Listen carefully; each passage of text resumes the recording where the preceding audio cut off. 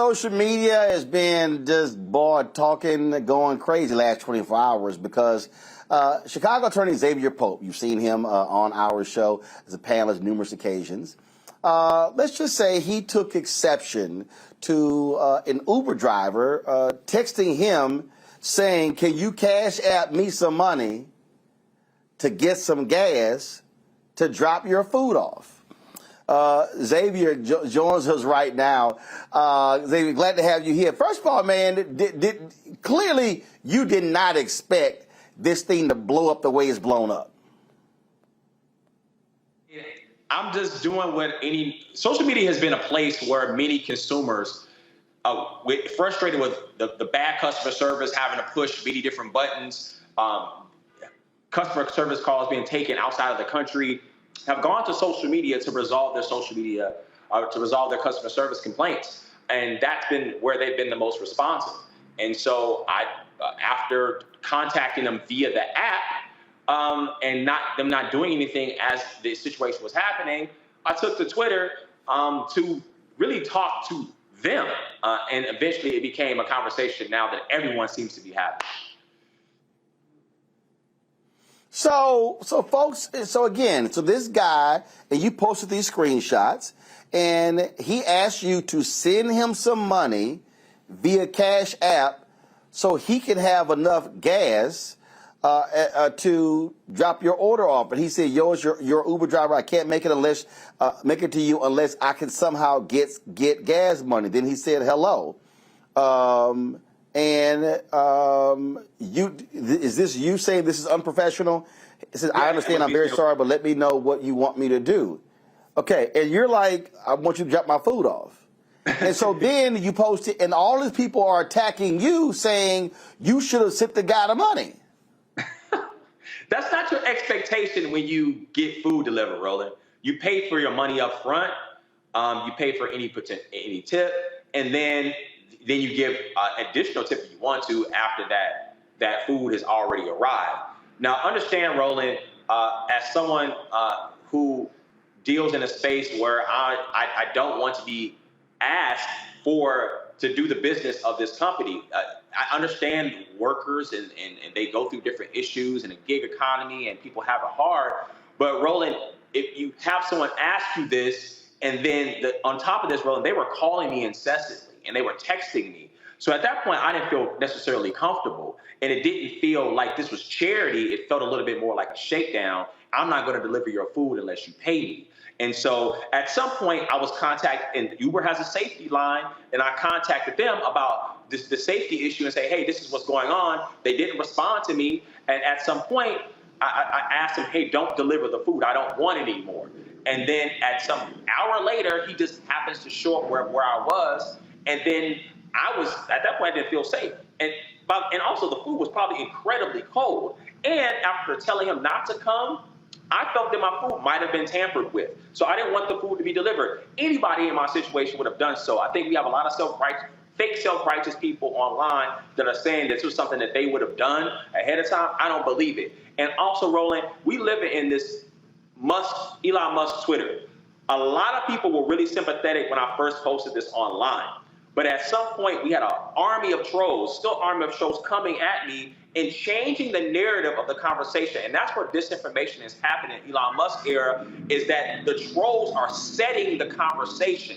And that's when some people came in and then responded to the trolls because they felt like, oh, this is the winning argument. And so this is what I should support to join the herd in this conversation, when that may be maybe not necessarily what they really believe or think about that particular issue, so they could be on the right side of the issue. I am unmoved, Roland. I'm definitely not letting somebody roll up at my crib with some cold food trying to get up on my house. I'm sorry. Well, and look, here's a perfect example. And again, I know somebody might say, Roland, you can't compare the two, but look, we've done shoots, we've done events, we've done custom content for folks like Coca-Cola and General Motors, and guess what? We did some stuff for General Motors in November and December. We finished in February the check is arriving today. There's some other people because there's some other clients they pay 90-day term. I have a business. I actually pay my freelancers in a lot faster than a lot of other people do. A lot of times, I mean, I can tell you, I've had some freelance gigs where you do the work and you don't get paid for 30 to 45 days. And so you've had people attacking you saying, or you're wrong because you don't understand how Uber pays these people. And a lot of people don't have the money to pay. But people have to understand this. There's a reality to having a business. And I can tell you that what happens is when we do something, my expenses are in. Look, if we're doing a shoot in Essence, last year we did one in Essence, guess what? I had to pay for the hotel rooms. It was $40,000. I had to pay for flights. I had to pay per diem. I had to pay the crew we brought down there. The check didn't come for 120 days. So I understand what that is like, but that's actually what it means when you're in business. It's not set up for me to say, hey, client, I need you to actually send me the money before I do the work so I can then do the work. That's just not how it works. It's not how it works, Roland. And no one should be extorted for their food. and I think that there's so much standing of corporations of people in this country. This is the same group. We'll say, hey, we can bail out corporations, we can bail out banks. But then when it's time for people to get a bailout on their student loans or extending SNAP benefits, now people have a problem. We worship the rich and the powerful in this country, and then we look down on people that they don't have much. So I think it's really interesting that people came at me, criticized me for being classist and elitist. Look at the corporation. Look at the policies they would have that would put someone in a position that they don't have money for gas, and then trying to pass that on to me when I'm just trying to get some breakfast. I'm going to go to my panel here, and I'm going to start with you, Julian. What's been interesting to me, I don't know how y'all feel about this here, but have y'all noticed that like now you go to a lot of places and you go to the counter and you order your food, and there are people now expecting you to tip, and all you did was play. And again, let me be clear. Look, my grandmother had a catering business. I started when I was 7 and stopped when I was 30. I worked at Wendy's when I was in college. So I understand the whole, working in fast food restaurants, stuff like that. But it's gotten to the point where, like, there are some people who literally expect you to tip them, and you the one did all the work. Hello. I'm a labor economist, and of course, I'm on the side of workers at all times. At the same time, I'm a realist and a consumer, and some of this stuff is nonsense. I don't know if the brother heard me laughing while he was talking about this, because it's absurd that someone should ask for the money up front. But let me tell you what happened to me last month. I had to go to Baltimore to come back to the Dulles Airport. The sister said, "Do you mind me stopping to get gas?" Of course, I'm trying to be reasonable. I said, "No." Do you know because of the waiting time for her to get the gas and then go into the place and pick her up some snacks, it was $45 more than they initially quoted. And so that's called oppression pass along. People are passing this stuff along. I was on a plane where I bought some chips and something, and it was $3.50 or $4, and they had thing tip.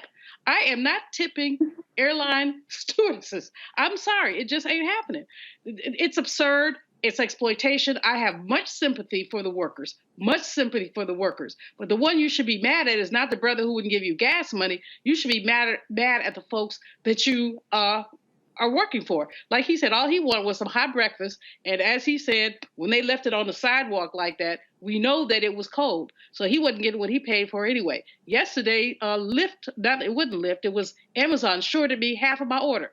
So I got pork chops, which, as you know, Ro, I do not eat pork chops. I got stuff that I didn't order, and I had to fight with them for 1 hour to get my refund for the food I wanted.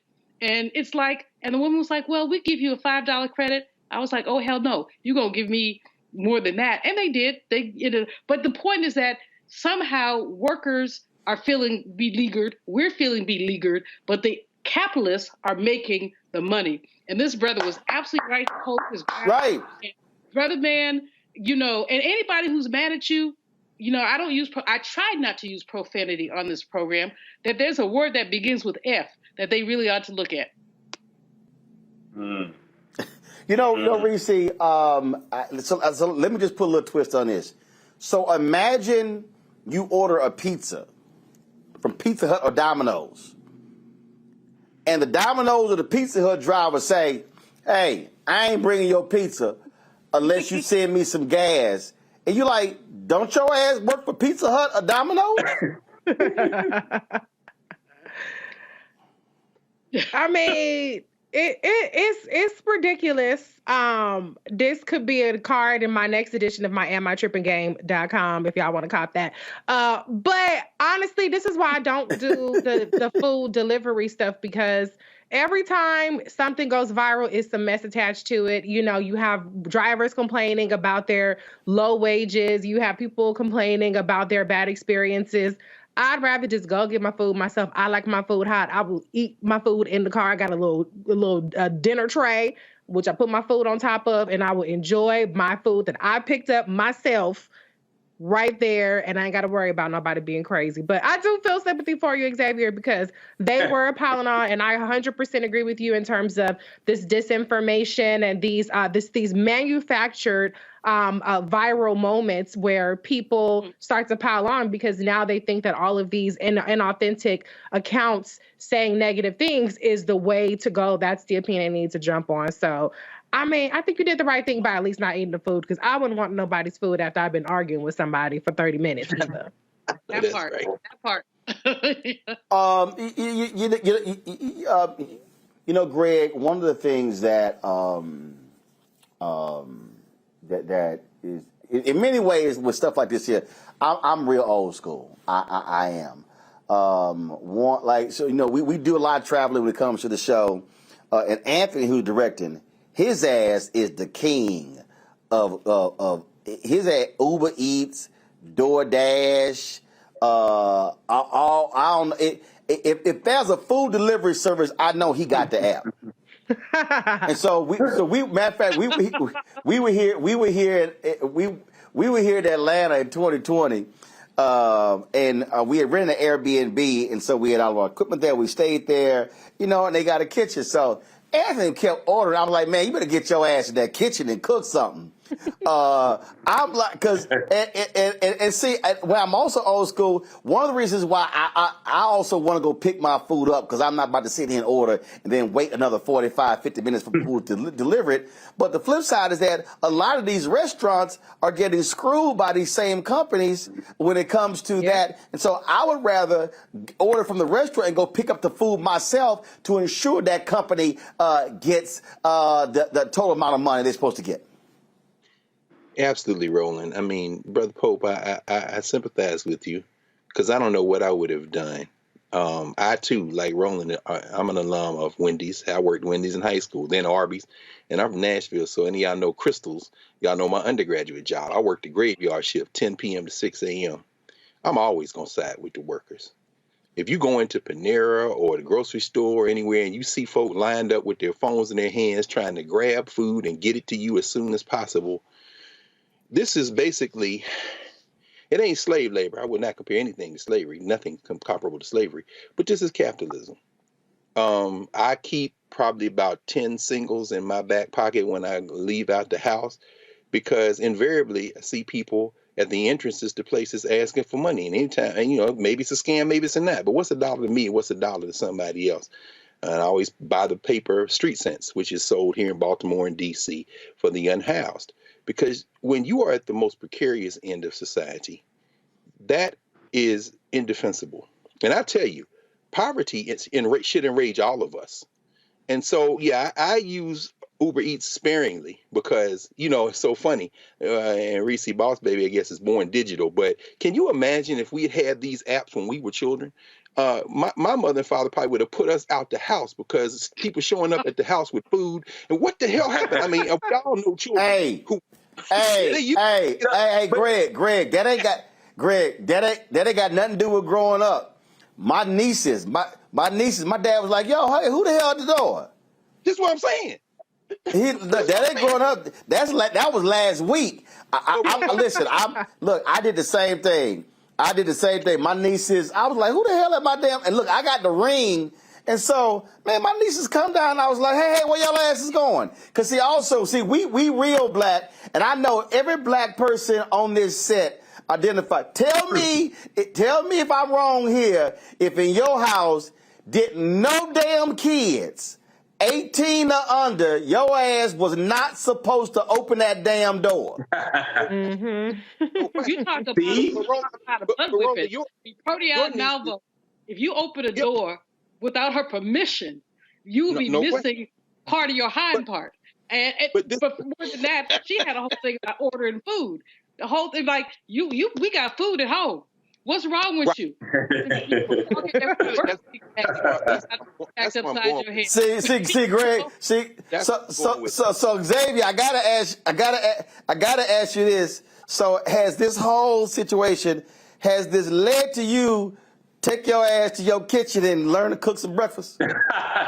Well, the Today Show is covered by vegan cooking, Roland. So I cook all the time. I show that on the vegan Pope's Vegan Kitchen. That's been popular online, and so that's something I've always done. I mean, a lot of my videos on my food went viral over the course of the pandemic. So I'm used to cooking for myself. I love to cook. It just so happened to be I just wanted somebody to deliver my food, and every now and then you don't necessarily feel like cooking. Now, did I actually have to wind up cooking after not getting my food? Yeah, I did wind up cooking, but everybody don't always feel like cooking. Hey, Roland, now you remember back on Sundays when your mama didn't feel like cooking, when y'all, everybody would roll up to churches come around, like that all those chicken places, all those places stayed in business on Sundays because folks did not feel like cooking on them Sundays. See, Xavier, you got the wrong brother. Cause you gotta understand, in my family, all the men cooked. Right. See, so a matter of fact, I don't even recall my mama cooking on Sundays. Now she may have cooked other days, but my daddy can cook. I started baking at 7, cooking at 8. So, and then every Sunday we lived 8 blocks from my grandparents, so we were at that house as well. We didn't order a damn thing on Sundays. Now other nights that may be in the case, but again, the bottom line is, but as you said, we went and picked that food up. We wasn't paying for the gas for the Popeyes driver. That's right. That's right. That's right. I'm gonna start making my own groceries. I'm gonna stop doing the app. Start making my own groceries after this last little experience. Like, this is a message from the Lord. Take your hind part to the grocery store, your damn self. Well, Yeah, sure. well, But I will button this up with this here. Again, what this whole thing has shown, though, it has shown to as y'all have been talking about, capitalistic system. When it's those companies that are making the profits, that's why there are a lot of restaurants that refuse to even be a part of a lot of these systems because they're not making enough. I know some restaurants that say, man, we losing money on this. And so they said, why we're the ones with the food. Why are we going to sit here and lose money by hooking up with these folks here? So look, this is what we're dealing with now. So Xavier, hopefully more folk side with you on this and understand the reality of like, yeah, I'm not about to send you some money to get some gas. And especially, here's the other deal. Hell, you could send the money, then they could hit cancel. There you go. Absolutely. There you go, Roland. Bang, bang. Hey, my opinion may not necessarily always be popular, Roland, but I'm always going to come for what's right. And I'm going to stick to my guns. when you order Uber Eats, tip I your understand. Yeah, absolutely. Now, and Greg, you're absolutely right. If you order Uber Eats or DoorDash or one of those, tip your driver. Absolutely. Right. But let me be real clear. To all y'all people at that register. If I walk my ass to the counter and order some food, and I got to stand there to wait for my food, I ain't paying no damn tip. I will pay a tip if you served me. The purpose of a tip is you actually did some work. Just punching the order, that ain't no work. And the new register, let me just go ahead, and first of all, let me do this here. Let me go ahead and say this Tell here, him, the Roland. last point, because this bullshit is getting on my nerves, okay? How the hell we went, it used to be 15%. How we go 18? What? No. In some places, they done skip 18. Yeah. I went to a place, that shit said 20, 22, 25. I'm Yeah, like, you out your damn mind. Somebody got to pay the military industrial complex. There was a story in today's Financial Times. Amazon workers who are remote, who don't want to come back, the white collar workers are saying that they're going to do some labor actions in solidarity. And what Amazon is trying to do is separate them from the people in the warehouses and the people who can't work from home. But the people who can't work from home said, no, we are standing with them. Even though they can work from home and we can't, ultimately, we're all labor. The reason they're going up on them tips is because these places are making record profits, and they are making those record profits off of labor. They're making record profits by suppressing wages. They're suppressing wages, and the only way people are trying to get their money is by asking for tips. But we should not encourage. First of all, the whole tipping system, as all y'all know, is based on enslavement and ways that people. The tip was optional, but you didn't get paid.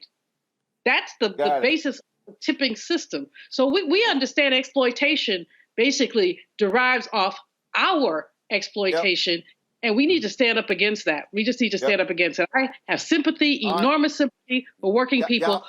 Tipping 20, 25%, blunt the dumb shit. Oh, gee, I said I wasn't going to curse. And here's the whole deal.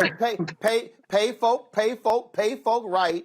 And then just put it into the price, but that's how silly this thing goes. And then you don't even know if you get a tip, it's actually going to them or it's some little system there. All right, Xavier, I appreciate it, man. Thanks so very much. Get your ass in that kitchen. Right on the mark, Roland.